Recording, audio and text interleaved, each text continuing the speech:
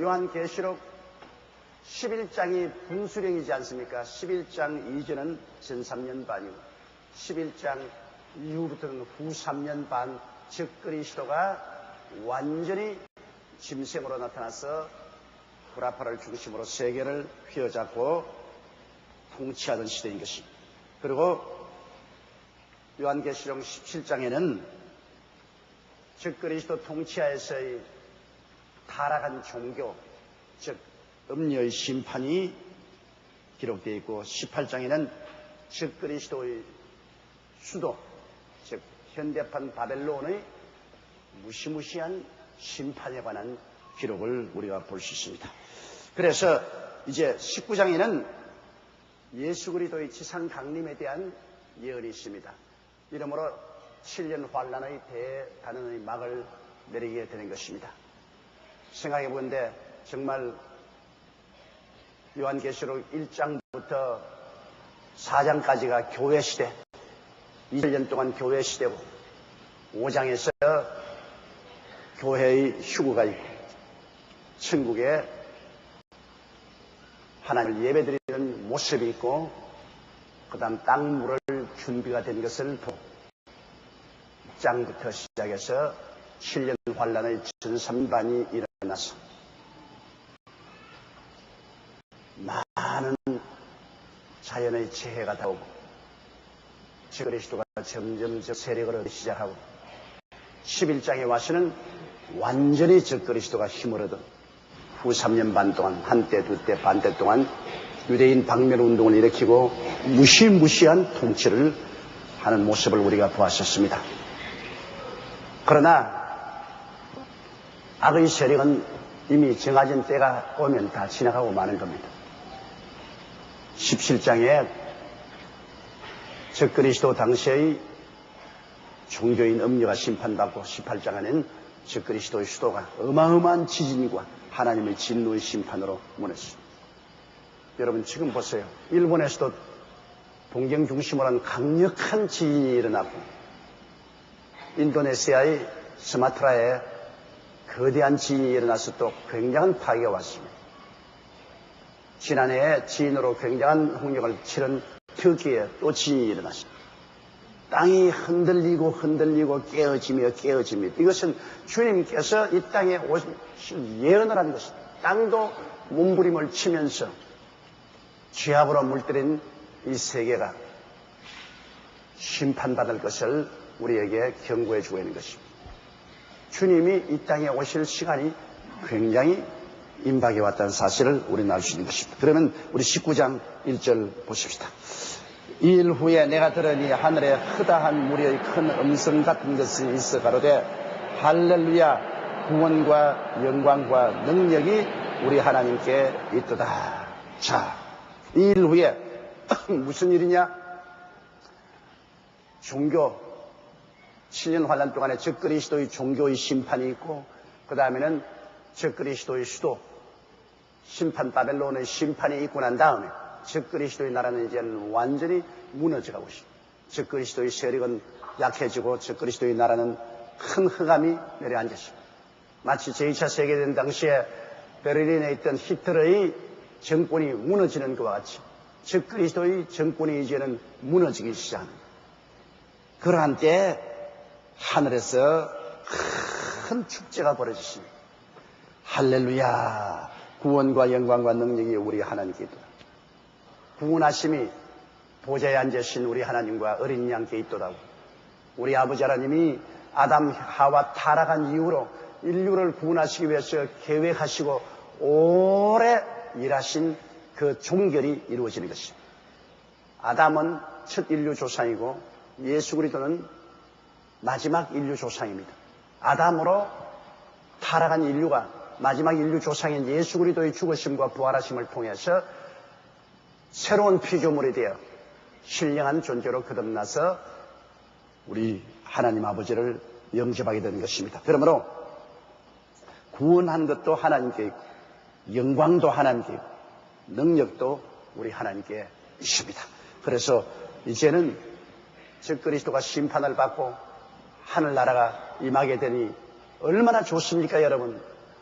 아담과 하와 이후로 기나긴 수천 년의 세월 동안에 눈물과 서름과 고통과 괴로움으로 지난 이 땅에 이제 이것이 다 지나가고 하나님이 천지를 새롭게 하는 그 시기가 다가왔으니 얼마나 좋습니까? 예수님이 강림하시고 천년왕국이 이루어지고 그 다음에는 다가온 신천신지 영원 무궁세가 이루어지고 기가 막히고 아름다운 새로운 세계가 열려지는 것입니다.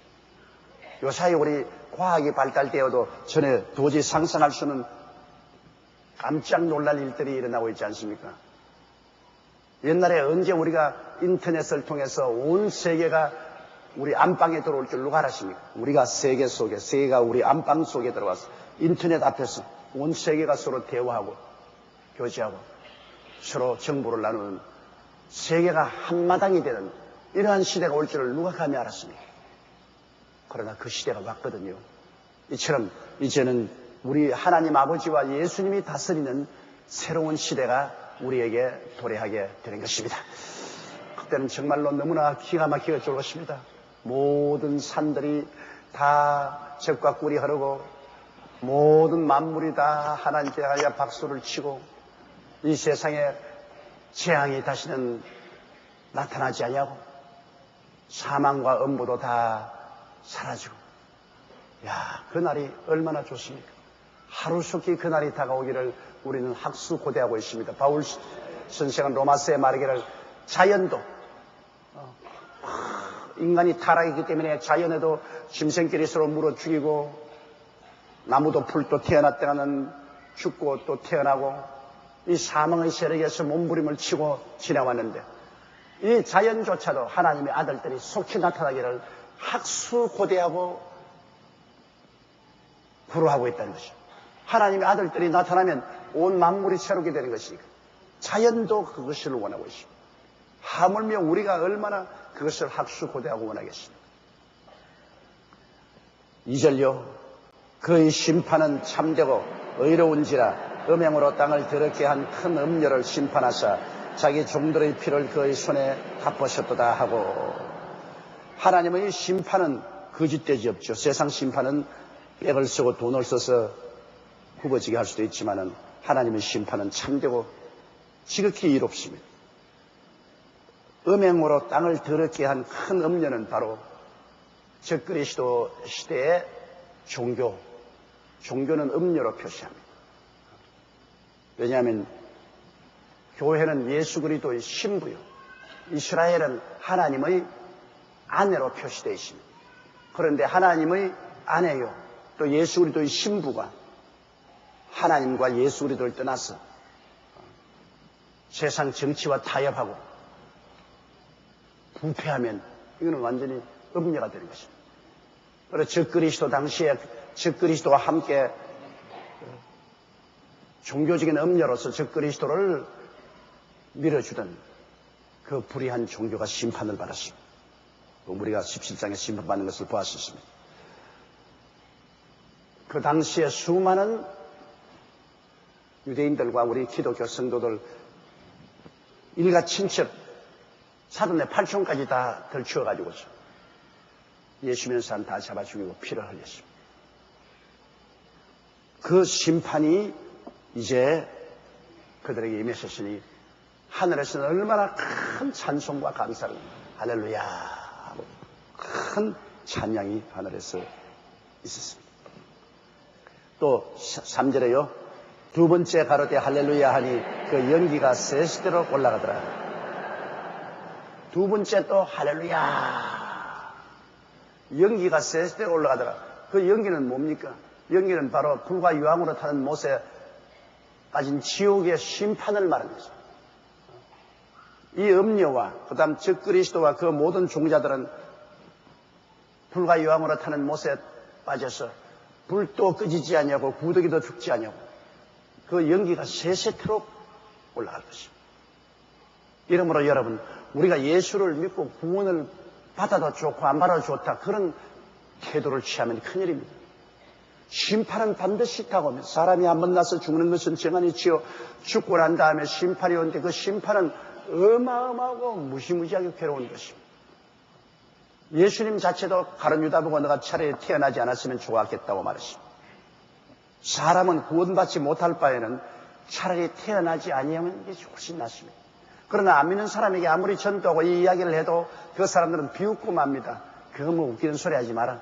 그런 종교적인 이야기 하지 마라 하는데, 이 하나님의 경고가 우리의 가슴 속에 메아리쳐 들어와서 우리가 이 경고를 듣고 끄꾸러져서 회개하고 예수님을 구주로 믿고 준비할 수 있다는 이 마음이, 이게 얼마나 귀한지 모릅니다.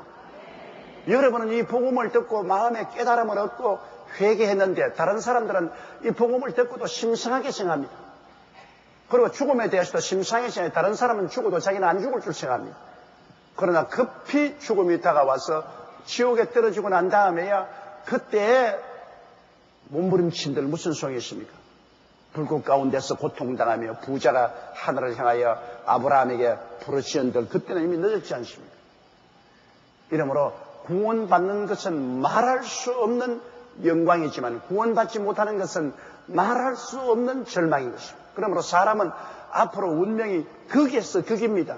말할 수 없는 영광이냐, 말할 수 없는 저주와 절망이냐, 극에서 극으로 우리가 가게 될 것입니다.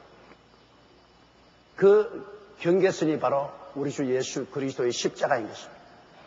예수 그리스도의 도가 멸망하는 자에게는 어리석게 보이는, 구원은 우리에게는 하나님의 능력이요 하나님의 지혜인 것입니다. 여러분은 하나님의 능력과 하나님의 지혜인 예수 그리스도를 받아들이게 된 것이 얼마나 영광인지 감사드려야 될 것입니다. 4절요. 또 24장로와 네 생물이 엎드려 보좌에 앉으신 하나님께 경배하여 가로되 아멘 할렐루야 하니, 24장로는 구약 12장로, 신약 대표 12장로, 신구약 하나님과 언약 맺은 백성, 유대인과 우리 성도들 합쳐서 대표 24장로와 네 생물은 하나님의 거룩함을 지키는, 요사이 소위 말하는 경호실장입니다. 하나님의 거룩함을 보좌에 지키는 네 생물 천사가 보좌에 앉으신 하나님께 경배하여 가로되 아멘 할렐루야 하니, 보좌에 앉으신 하나님 아버지께 엎드려서 경배합니다. 엎드려 경배합니다. 너무나 하나님 장엄하고 거룩하고 영광스럽고 그 은혜와 사랑에 넘쳐서 감동.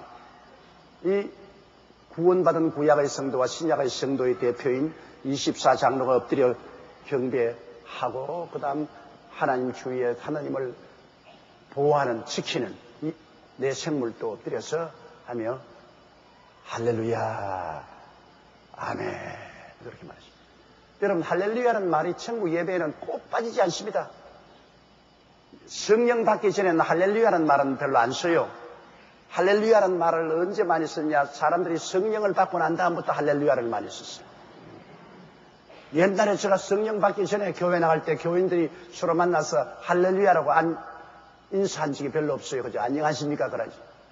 그러나 성령 받고 하나님을 체험한 성도들은 성령의 감동을 통해서 그죠? 만나도 할렐루야, 헤어져도 할렐루야. 그게 습관이 돼가지고서 제가 세상에 안 믿는 사람 만나도 할렐루야 그럽니다. 안 믿는 정치인들이나 경제인들 만나서 서로 인사를 하는데 꼭 나도 모르는 사이에 부지불식간에 할렐루야가 나오고, 또 떠날 때 안녕히 계십시오 하지 않고 할렐루야. 천당에 올라가면 모든 인사가 할렐루야로 이루어지는 것입니다. 할렐루야. 우리가 천당에 올라가면 천당문 열리고, 그리고 12진주문 황금 보수길로 들어갈 때 전체 천국에 울리는 소리가 할렐루야일 것입니다. 할렐루야. 그쪽에는 성도들 만나도 할렐루야, 천사를 만나도 할렐루야, 우리 주님을 만나도 할렐루야. 할렐루야라는 것은 하나님께 영광을 돌린다, 그 말인 것입니다. 하나님께 영광을 돌린다.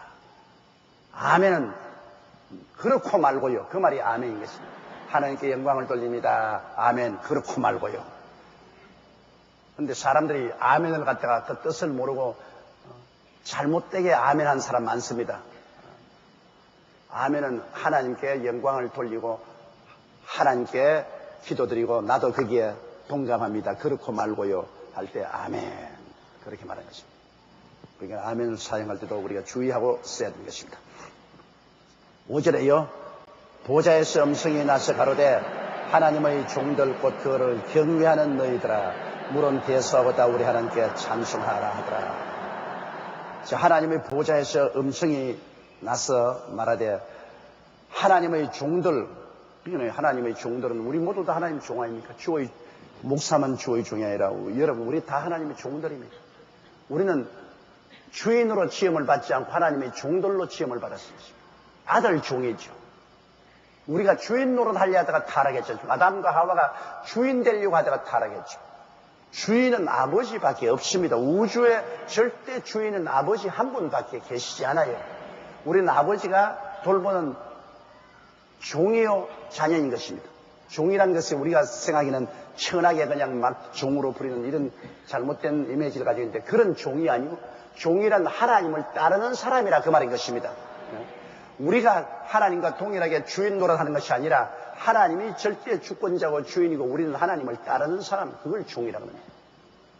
종, 하나님의 나라에 사용하는 종이라는 의미는 하나님을 따르는 사람, 절대로 하나님을 따르는 사람.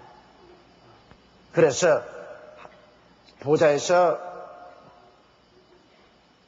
소리가 나서 말하기를 하나님의 종들, 하나님을 따르는 사람들과 하나님을 경외하는 너희들아 큰 자나 작은 자나 노인이나 젊은이나 할 것 없이 우리 하나님께 찬송하라. 여러분 하나님 앞에서는 우리가 찬송하는 것이 가장 예배의 기본인 것입니다. 사람들은 하나님 앞에 나와서 찬송 드리기 전에 자꾸 울고 불고 하는데 그렇게 하지 말고 하나님께 제일 나와서 우리가 먼저 기도할 것은 하나님을 예배하고 찬송하는 것입니다. 감사함으로 그 문에 들어가며 찬송함으로 그 앞에 나아가라고 했습니다. 그 궁전에 들어갑니다. 여러분 하나님 앞에 나와서 하나님께 감사를 하면 하나님 나라의 문이 열립니다. 찬송하면은 궁전에 들어갈 수 있습니다. 그렇기 때문에 하나님 앞에 나가는 파스포드는 바로 감사와 찬송인 것입니다. 다윗이 왜 하나님의 큰 사랑을 받았습니까? 다윗은 하나님께 감사와 찬양의 시를 많이 짓고 감사와 찬양을 많이 했습니다. 언제나 우리 기독교 역사상으로 굉장한 부흥이 다가올 때마다 그 부흥이 일어난 곳에서 큰 찬송이 많이 있습니다. 찬송과 감사를 많이 하는 곳에 하나님의 부흥의 역사가 일어난 것입니다.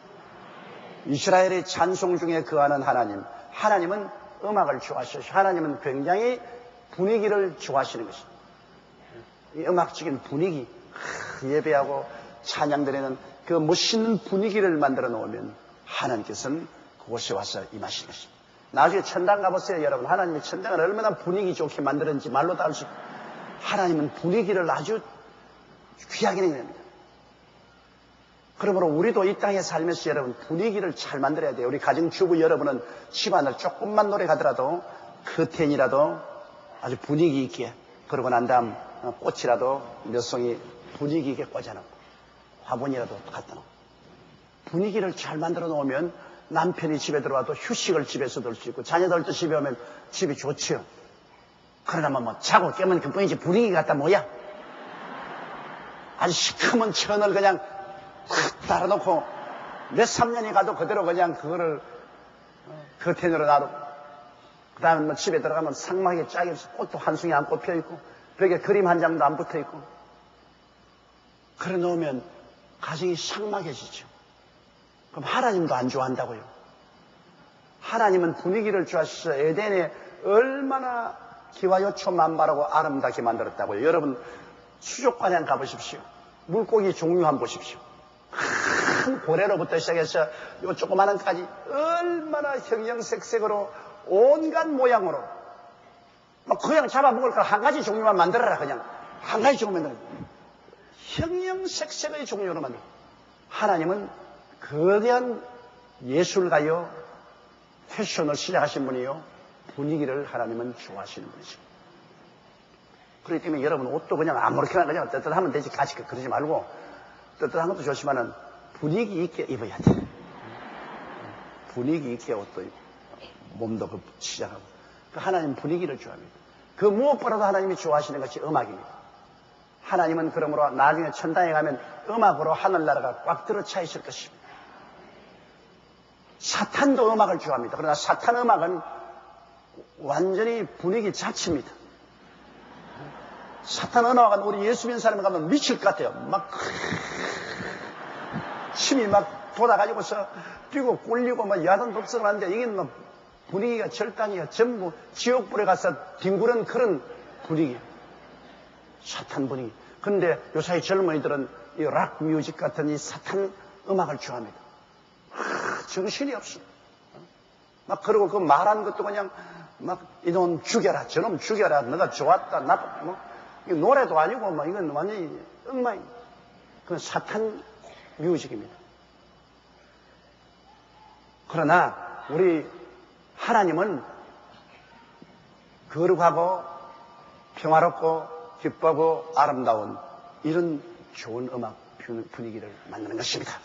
그러므로 우리가 찬송을 많이 부르는 건 좋죠. 여러분 집에서 개인 예배 드릴 때도 그냥 드리지 말고 하나님 앞에 많은 찬양을 드리십시오. 성경에는 에베소서에 보면 우리가 서로 화답하며 마음으로 하나님께 노래하고 찬미하며 나오라고 했습니다. 우리 여의도 순복음교회도 앞으로 이 찬양을 더 개발해야 돼요. 우리 하나님 앞에 교회가 더 왕성하게 성장하고 우리 성들이 은혜 받기 위해서는 더 하나님 앞에 찬양을 분위기 있게 아주 찬양을 우리가 뜨겁게 드리는 그런 예배를 드려야 될 것인 것입니다.